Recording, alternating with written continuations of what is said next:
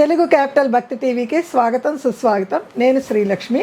ఈరోజు మనతో సంస్కృత పండితురాలు, గోల్డ్ మెడలిస్ట్, కవయిత్రి, రచయిత్రి, ప్రముఖ ఆధ్యాత్మికవేత్త డాక్టర్ శ్రీమతి కుప్ప విజయశ్రీ గారు మనతో ఉన్నారు. విజయశ్రీ గారు నమస్కారం అండి. నమస్కారం శ్రీలక్ష్మి గారు. విజయశ్రీ గారు, మనము మూక ప్రణీత మూక పంచసతి వివరిస్తున్నారు. అవునండి, చాలా శ్లోకాల వరకు మీరు మాకు చాలా బాగా వివరించారు. మూక కవి కళ్ళతో చూసి వాక్ రూపేణ మనకిచ్చారు. మీరు ఆయన వాక్కు చదివి మాకు కళ్ళకు కట్టినట్టు చూపిస్తున్నారు. అదే వారు చేసిన దానికి మనము ఇంకో కోణంలో ఇంకో కోణంలో మనకు అమ్మవారి దర్శనం ఇవ్వలేదు కనుక ఆయన దర్శనాన్నే మనం ఆయన కళ్ళతో మనం చూస్తున్నాం, ఆస్వాదిస్తున్నాం. ఆయన వాక్కుని మనం తీసుకొని చెప్తాం. ఈరోజు మాకు మూక పంచసతిలో ఏ శ్లోకాన్ని వివరిస్తారు? ఇవాళ మనం 48వ శ్లోకానికి వచ్చామండి.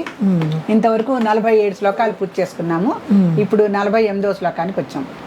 ఈ 48వ శ్లోకంలో కూడా ఎక్కడికక్కడ మూక కవి తను దర్శించిన విషయాన్ని భక్తుడిగా, కవిగా, విశ్లేషకుడిగా, మళ్ళీ చాలా నిపుణుడిగా, వీటన్నిటినీ మించిన ఒక అతీతమైన భావంలో ఆయన కవిత్వాన్ని చెప్తారు. ఏ శ్లోకం చెప్పినప్పటికీ కూడా దాంట్లో ఒక వినూత్న పోకడు కానీ, లేకపోతే కొత్తదనం కానీ, లేకపోతే కొత్తగా అన్వేషించిన అర్థం కానీ ఏదో ఒకటి చెప్పడానికి ఆ కవి పడే తపనంతా మనకి ఈ శ్లోకంలో వినిపిస్తుంది. సాధారణంగా మనము అమ్మవారి గురించి చెప్పే శ్లోకాలకి అమ్మవారినే కామాక్షి అనో, భవానీ అనో అలా చెప్తాం. కానీ ఇక్కడ కవి భిన్నంగా శివ శివ అంటున్నారు.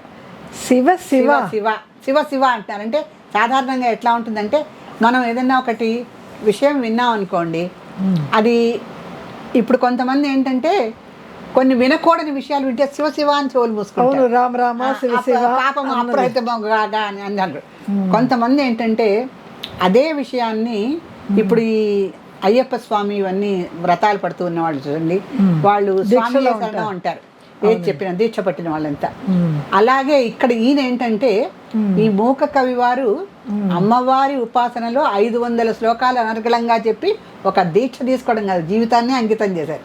అందుకని ఆయన ఏమంటున్నారంటే శివ శివ అని చెవులు మూసుకోవడం కాదు, శివ శివ అని ఆశ్చర్యపోతున్నారు ఆయన. అంటే ఒకే పదాన్ని మనం భిన్న భిన్నంగా ప్రకటించవచ్చు.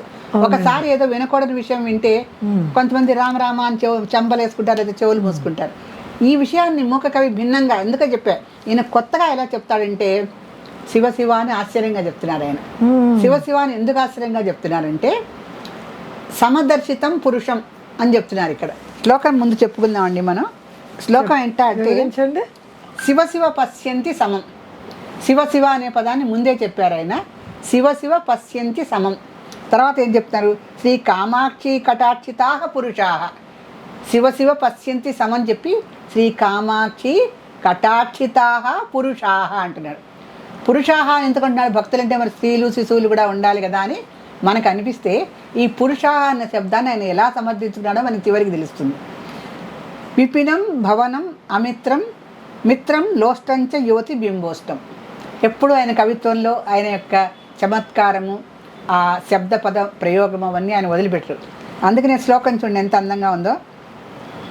విపినం భవనం అమిత్రం మిత్రం లోష్టంచ యువతి బింబోష్టం. అక్కడేమో అమిత్రం, ఇక్కడ బింబోష్టం. ఇవన్నీ కూడా ఒక అంటే కామాక్షి దేవిని ఏ పురుషుడైతే ఒక సమదర్శనము అంటారండి. సమదర్శనము అంటే ఎప్పుడైనా కూడా ఎక్కువ ఉద్రేకము, ఎక్కువ కారుణ్యము, లేకపోతే ఎక్కువ విషాదము ఏది ఉన్నా కూడా దాని సమదర్శనము అనరు. అంటే మనకి నవరసాలు ఉంటాయి జీవితంలో. ఈ నవరసాలని కూడా మనము ఎప్పుడు ఒక రసాన్ని ఎక్కువగా తీసుకుని ప్రదర్శిస్తాం. అదే మనకి బీభత్స భయానక ఇవి చాలా ఎక్కువగా ఉంటాయి సమాజంలో, ఉంటాయి చాలా. అలాగే మనకి శృంగార రసమే ఉంది, కరుణ రసమే ఉంది. ఏదైనా వచ్చినప్పుడు మనిషి ఏంటంటే తన పంచేంద్రియాలని కూడా వదిలేస్తాడు, అదుపులో పెట్టడప్పుడు దాన్ని ఆ రసాన్ని ఎక్కువగా ప్రదర్శిస్తాడు. ఏ రసాన్ని అయితే తను అనుభవిస్తున్నాడో ఆ రసాన్ని, కరుణ రసమే ఉందనుకోండి, ఆ కరుణ రసాన్ని విపరీతంగా ప్రదర్శిస్తాడు. అలాగే బీభత్స భయానకాలు ఉన్నాయి. కోపం వస్తే చెప్పక్కర్లేదు, కోపం. ఆ కోపం వస్తే పంచేంద్రియాలు అనేవి అదుపులో ఉండకుండా వాటిని ఆ కోపాన్ని మొత్తం ప్రదర్శిస్తాడు. వీటన్నిటికీ అతీతంగా ఉన్నది సమదర్శనం. స్థితప్రజ్ఞత. స్థితప్రజ్ఞత మళ్ళీ వేరు. ఇది సమదర్శనం అంటే స్థితప్రజ్ఞత్వం అంటే దేనికి చెలించరు వాళ్ళు. చెలించరు. ఇక్కడ దర్శనం చేస్తున్నాడు ఆయన, అదే సమదర్శనం. సమదర్శనం ఒక చెడుని, ఒక మంచిని, ఒక కష్టాన్ని, ఒక సుఖాన్ని, ఒక తీపిని, ఒక చేదుని, అన్నిటినీ కూడా సమదర్శనం. ఆయనకి కొంతమంది చూడండి కాకరకాయ పెట్టినా అది తీయ బ్లడ్ లాగా ఉందంటారు. ఎందుకు అంటే సమదర్శనం అంటే అదనమాట. మనం సాధారణమైన ఉదాహరణ ఇవ్వాలంటే ఈ సమదర్శనత్వం ఎట్లా వస్తుందంటే పంచేంద్రియాలని అదుపులో పెట్టుకుంటే వస్తుంది. ఈ పంచేంద్రియాలను ఎప్పుడైతే అదుపులో పెట్టుకోమో, మీరంటే రౌద్రరసం వచ్చిందంటే ఈ శివం ఎత్తిపోతాడు ఆ మనిషి, ఏం మాట్లాడుతున్నాడో అతనికే తెలియదు. అప్పుడు ఇంద్రియ నిగ్రహం అనేది ఉండదు.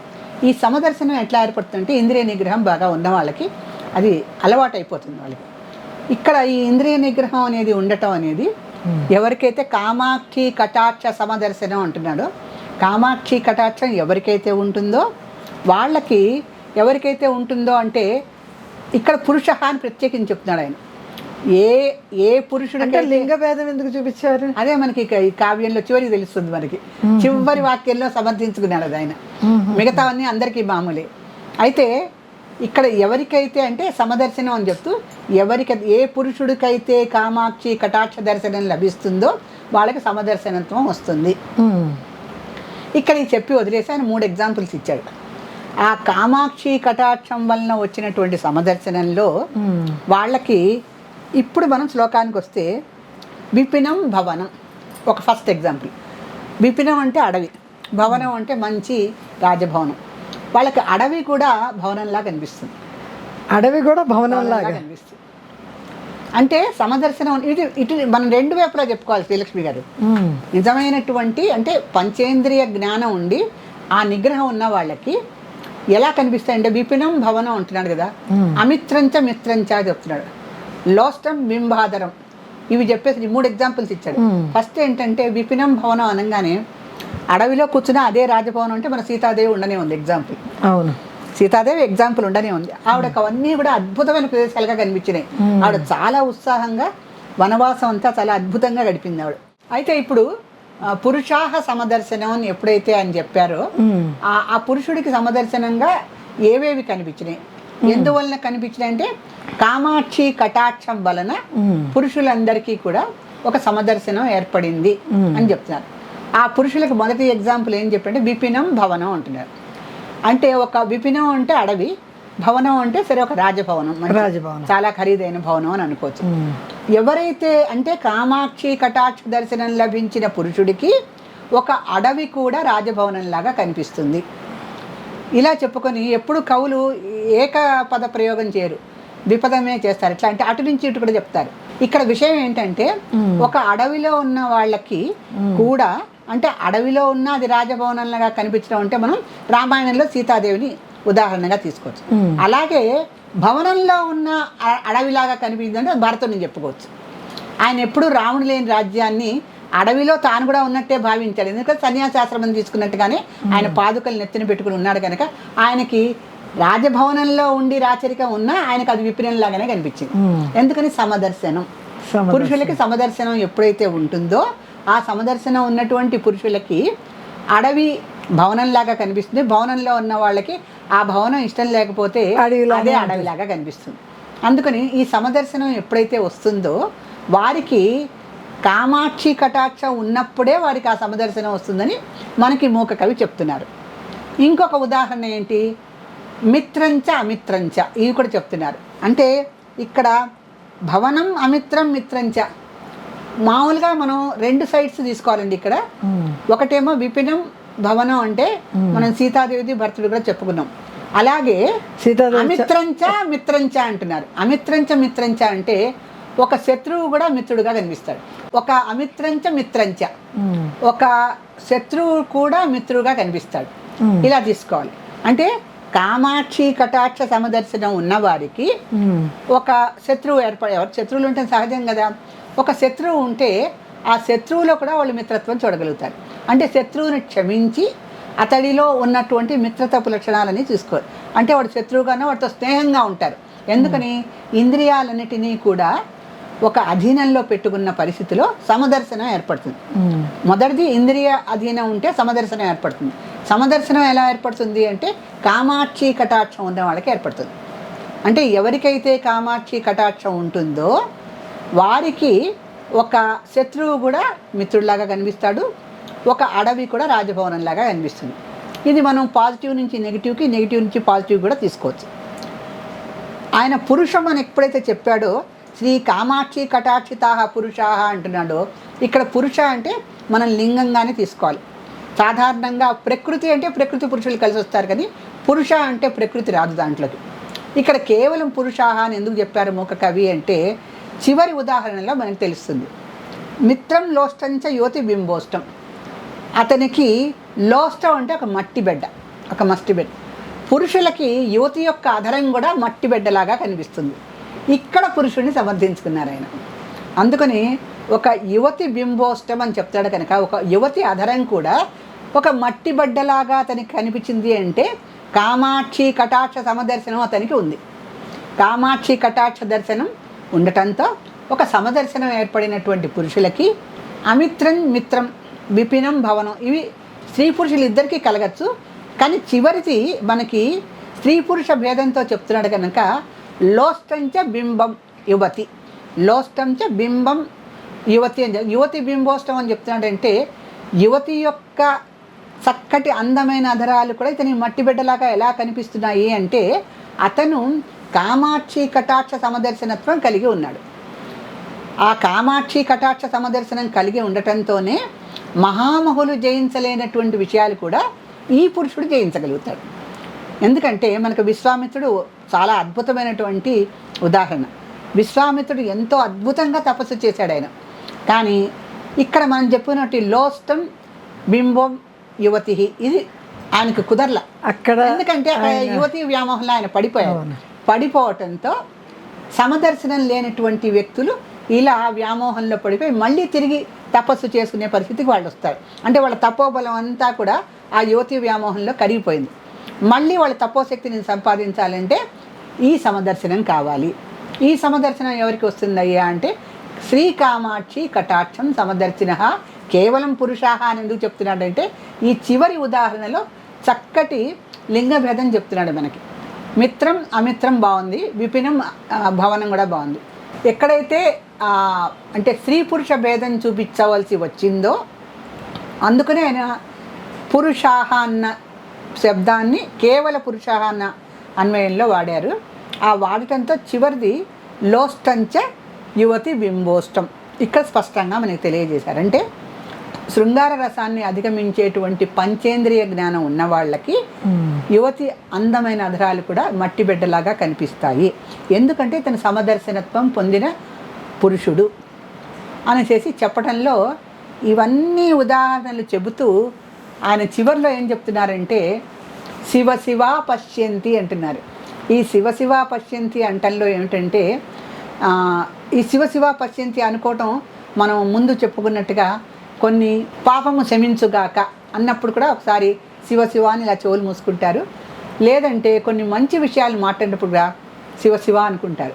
ఎవరైనా చక్కటి మా అమ్మాయి పెళ్ళి కుదిరిందంటే శివ శివ అంటారు కొంతమంది అలవాటు ఉన్నవాళ్ళు, కొంతమంది కళ్యాణం వస్తూ అంటారు వాళ్ళ అలవాట్లను బట్టి. ఇక్కడ మూక కవి తనకున్న సంప్రదాయంలో శివ అన్న పదప్రయోగం ఎందుకు చేశారంటే చెప్తున్నదంట కామాక్షిదేవి గురించి. ఆ కామాక్షిదేవి సూది మొనమొద నుంచని ఏకాంబరేశ్వరుడి గురించి తపస్సు చేసింది కనుక ఏకాంబరేశ్వరుడే శివుడి అవతారం కనుక ఆ శివ శివ అన్న శబ్దాన్ని ఆయన అక్కడ ప్రయోగించాల్సి వచ్చింది. అందుకని శివ శివ పశ్యంతి అంటే చూడండి కామాక్షి శివ సమదర్శనం ఉన్న వాళ్ళకి ఇలా ఉంటుందన్నమాట అని ఆయన ఆశ్చర్యార్థకంలో వాడారు. అది శివ శివ అన్నది ఇతర రసంతో కాకుండా ఆశ్చర్యార్థకంలో వాడారనమాట. సో ఈ శ్లోకము మన ఆర్య శతకంలో ప్రముఖమైన శ్లోకాలు కొన్ని ఉంటాయి.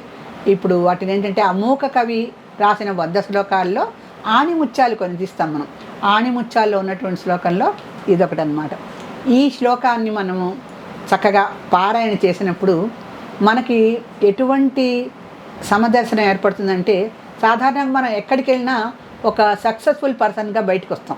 ఎందుకంటే మనకు సమదర్శనత్వం ఉందిగా. ఒక ఉద్యోగానికి వెళ్ళచ్చు, ఒక ఫ్రెండ్స్ మీట్కి వెళ్ళచ్చు, రెండు ఒక పెద్ద మీటింగ్కి వెళ్ళచ్చు, ఎక్కడికి వెళ్ళినా సక్సెస్ఫుల్గా బయటకు వస్తాం. ఎందుకంటే ఈ సమదర్శనం అన్నది సమాజంలో అన్ని చోట్ల పనికొస్తుంది.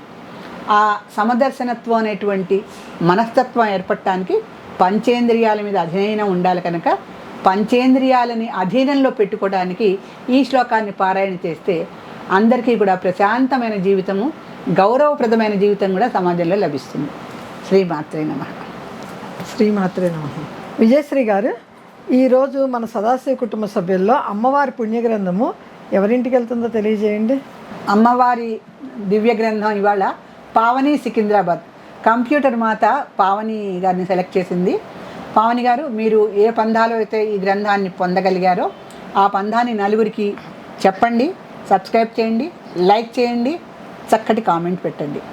శ్రీమాత్రే నమః. పావని గారు, స్క్రీన్ పైన వచ్చే నెంబర్కి మీ పూర్తి చిరునామా, మీ పిన్ కోడ్ నెంబరు వ్రాయండి. పుస్తకం కావాలి అనుకున్న వారు లైక్ చేయండి, కామెంట్ పెట్టండి. కామెంట్ పక్కన మీ పేరు, ఊరి పేరు కంపల్సరీ వ్రాయాలి. రాస్తేనే కంప్యూటర్ మాత అంగీకరిస్తుంది. చాలామంది రాయట్లేదు. మీ పేరు, ఊరి పేరు వ్రాయండి. శ్రీమాత్రే నమః.